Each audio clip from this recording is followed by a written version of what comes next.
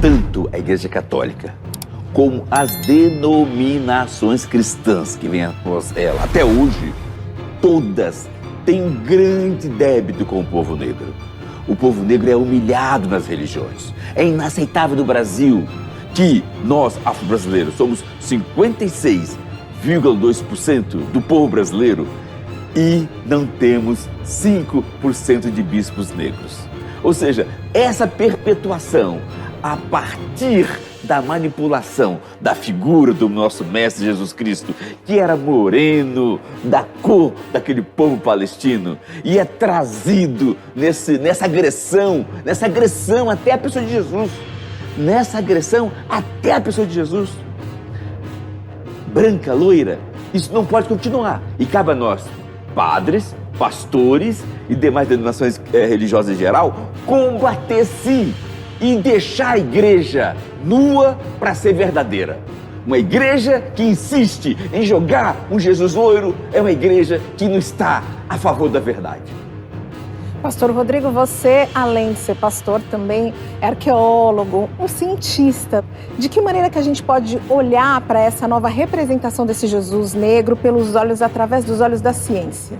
Interessante. Eu, em parte, eu concordo e bato palmas com o que foi dito no vídeo, com o que o Frei falou.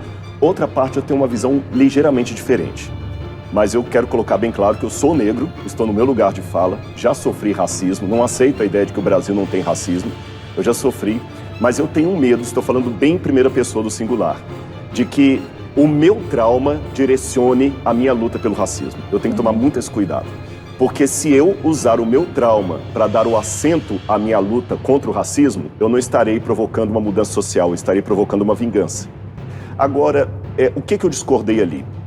Que o Jesus loiro só partiu a partir do renascentismo para cá, Petrarca. Não, nós temos quadros, e eu não estou aqui para defender a Igreja Católica, eu nem sou católico, mas nós temos quadros católicos do 5º século, do 6º século. Muito anteriores, que já apareceu um Jesus branco. A construção do Jesus eurocêntrico não foi para desacatar os africanos, foi contra os judeus. Exatamente. Porque ser cristão era não ser judeu. Então eles queriam tornar um Jesus eurocêntrico não para que ele não fosse negro, para que ele não fosse judeu. A questão dos negros veio a posteriori. Eu tenho uma visão um pouco diferente. Veio a posteriori. E só mais um detalhe aqui, padre. Repito, eu não estou negando o racismo, senão eu vou negar minha própria luta de vida.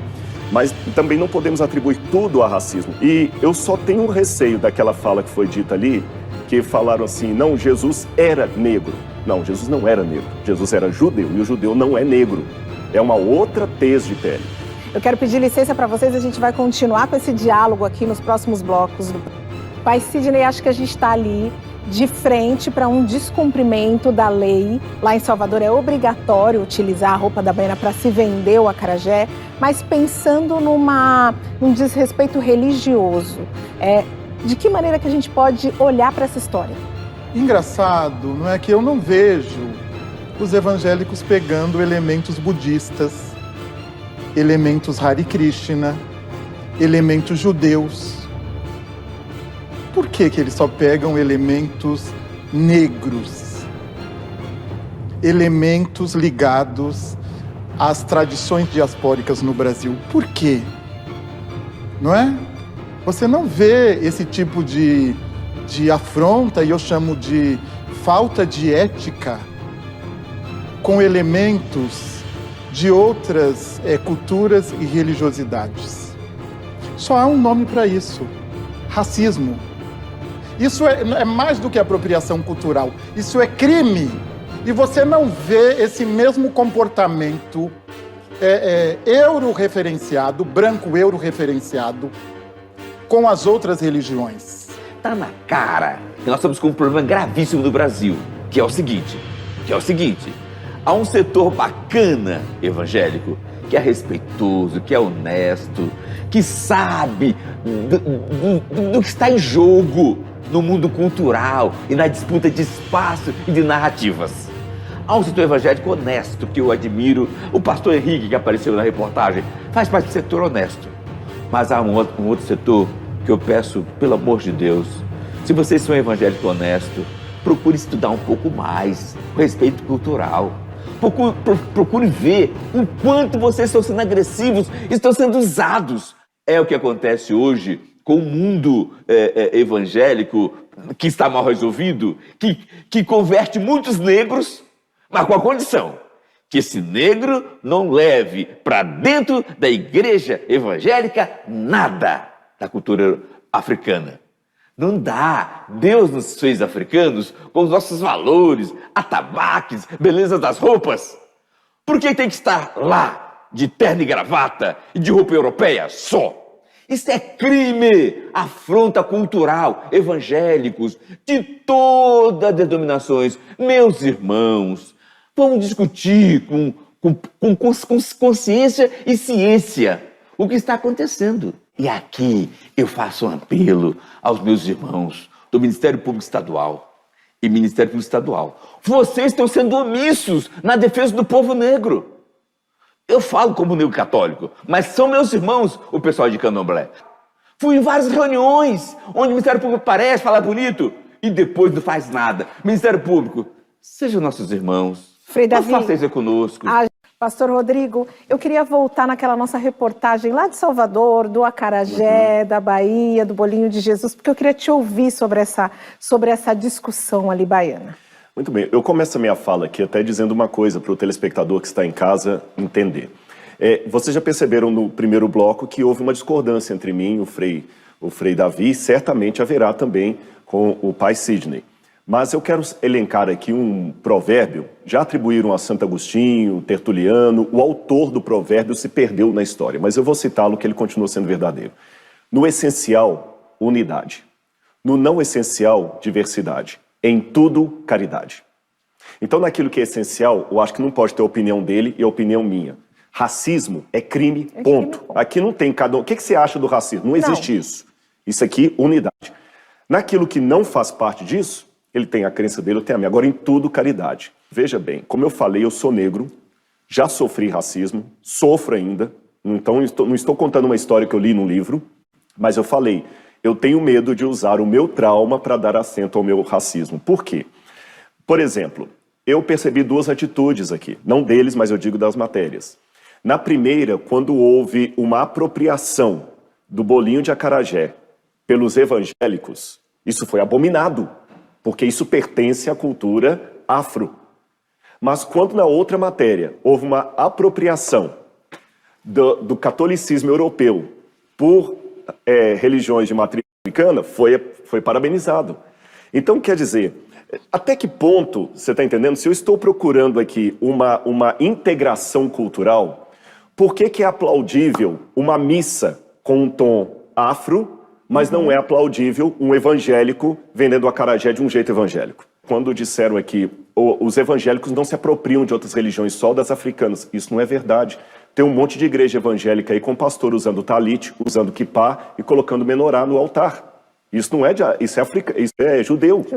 Isso é judeu. Tem um monte de igreja evangélica fazendo isso.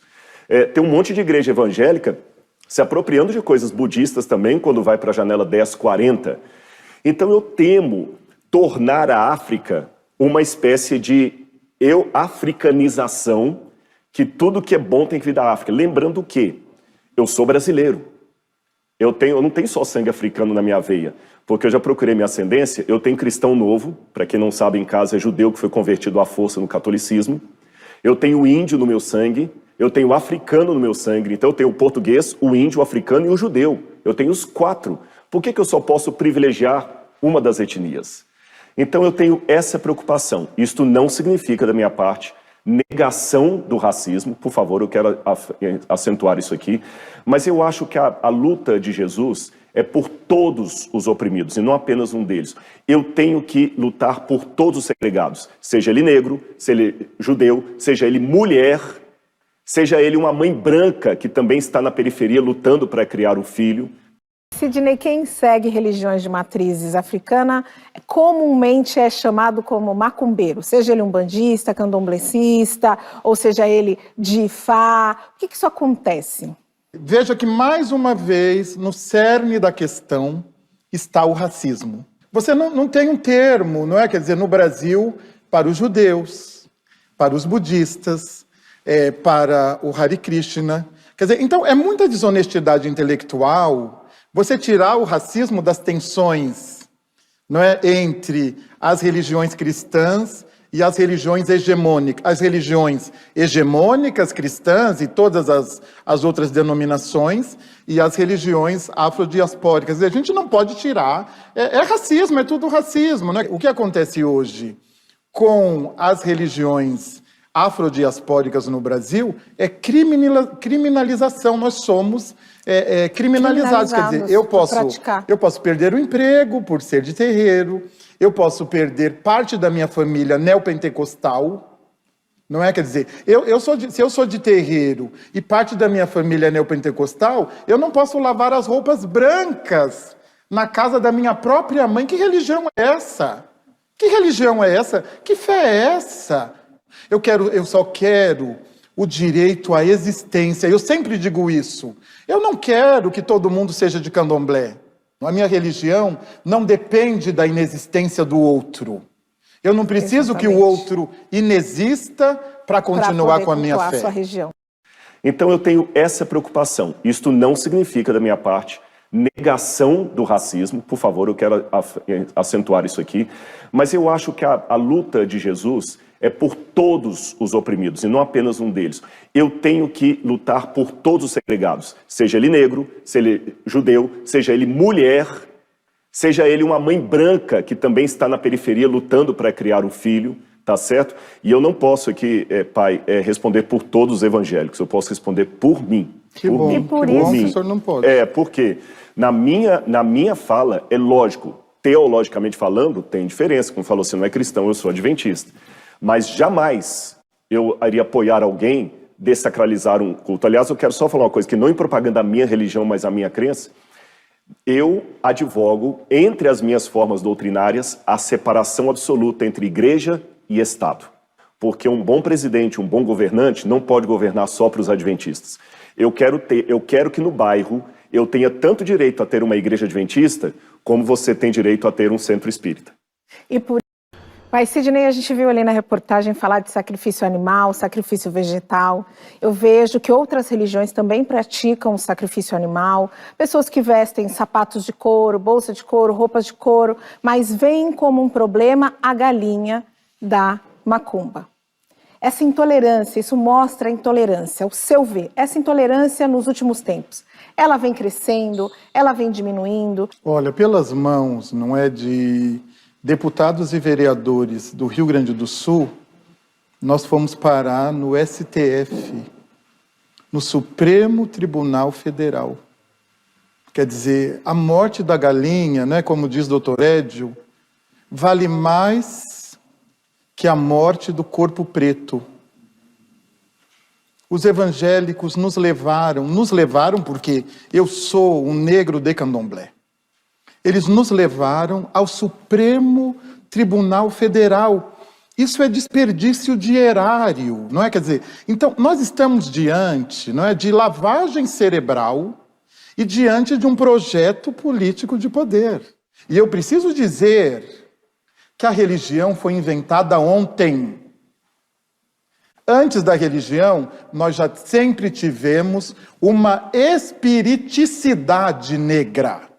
Sempre. Porque para os negros não há separação entre a dimensão espiritual e a dimensão material. Eu tenho mais uma coisa importante a dizer. A religião é a privatização da espiritualidade. Hoje o capitalismo fez da religião a privatização da espiritualidade na sua origem, berço do mundo, africana.